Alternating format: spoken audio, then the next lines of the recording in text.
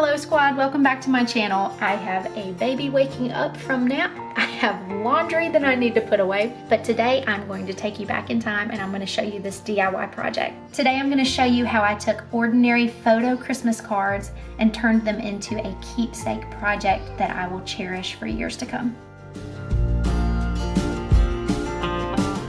So you guys know I've been talking about wanting to read a little bit more, and one of my favorite bookmarks is one that I have misplaced or the kids got a hold of, but it was this magnetic bookmark. I got it while we were on vacation one year and I have loved it. So I thought maybe I could recreate that idea using something I already had, and something I had an abundance of was Christmas cards. So my first stop was Walmart. I thought if anybody had really inexpensive craft supplies, it might be Walmart. So I found these, great price, 97 cents for a pack of 18 adhesive strips. And of course, I thought you could cut them to the length that you wanted depending on the size of your magnets. So the next step was coming home and gathering all of our materials. So of course we started with our magnets, and we also got out a ruler and a pair of scissors and of course our Christmas cards. My previous magnetic bookmark was in a square shape, so I decided to kind of stick with that same idea. So I just started looking through the Christmas cards and deciding if I was going to create this, what did I want to be the front, and did I have enough to fold over to be the back. So once I did that, I measured evenly from the sides and top and bottom to make sure that I had a good shape for the bookmark. So then I was left with something like this.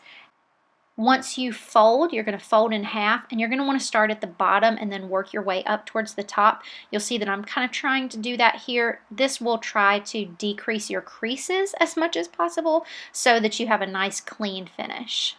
And this is where it starts to get interesting. So I grabbed my magnetic strips and kind of broke them off and cut them off to be the correct length that I needed.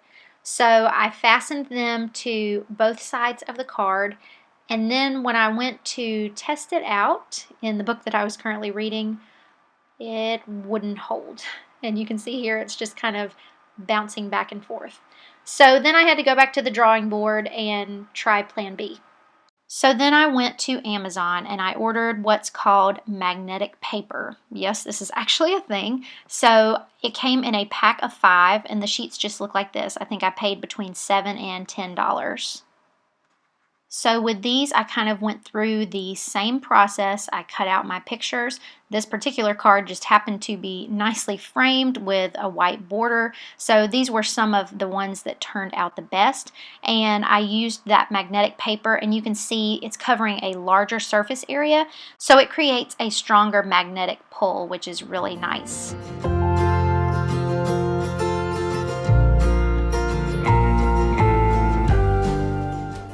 Not only did I keep these for myself, but I actually ended up making some from Christmas cards that were given to me, and then I gave them back to the people who gave the Christmas cards, and it was this neat little gift that I think they actually really appreciated.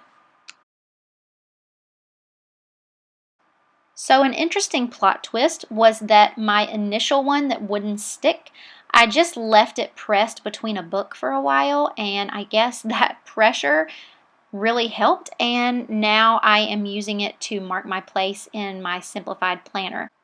If you guys would like a review of this planner, let me know down below. This is new to me this year, but it is working just fine.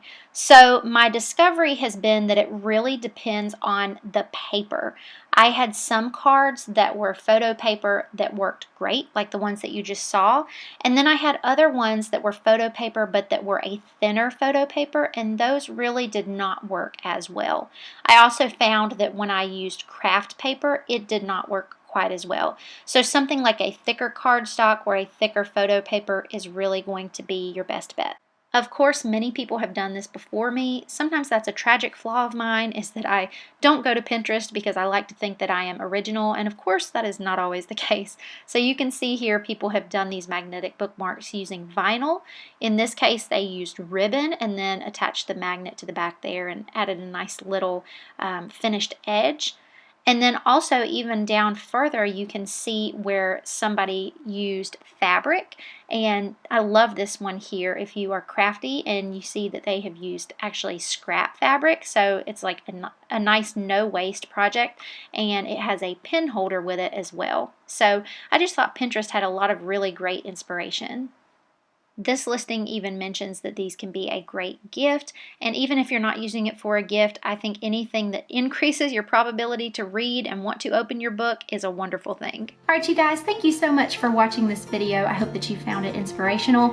I don't do DIYs very often, but whenever the mood strikes and whenever I have an idea, it's fun for me. It's fun to be creative.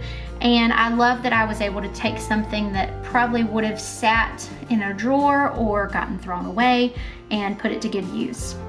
I kept some for myself, I gifted some to other people, and it just felt really nice. Alright you guys, well thank you for watching, and I will be talking to you soon.